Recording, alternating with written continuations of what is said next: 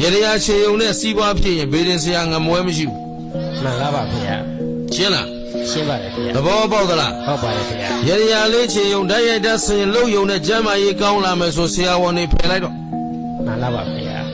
ဟမ်လက်တွေ့ကအသေးချာဆုံး မှန်လားပါဗျာ အဲ့တော့သားစဉ်မြေးဆက်လက်ဆင့်ကမ်းနိုင်အောင်ကြိုးစားပါ ဒီမှာဗျာ ဖျားဆိုတာပါလဲဖျားသာသနာဆိုတာပါလဲသာသနာဘဲပေါ်မှာအခြေတည်တယ်လဲဘုရားရှင်ဟာဘလို့ပုဂ္ဂိုလ်မျိုးလဲဒါသိအောင်လုပ်ပါ မှန်လားပါဗျာ ရှင်းသလား ရှင်းနေပါတယ်ဗျာ ဟုတ်ခရစ်ယာန်မဟာမေဒင်လို့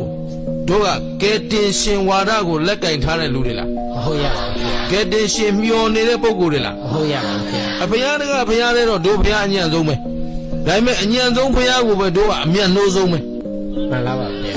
ရှင်းသလား ရှင်းပါတယ်ဗျာ ဘာလို့တခြားသောဖျားတွေကကယ်မယ်ယူမယ်တစားစားနဲ့ဂရန်ဒီတွေပေးနေပေမဲ့တို့ဖျားကကိုယ့်အကိုလုံး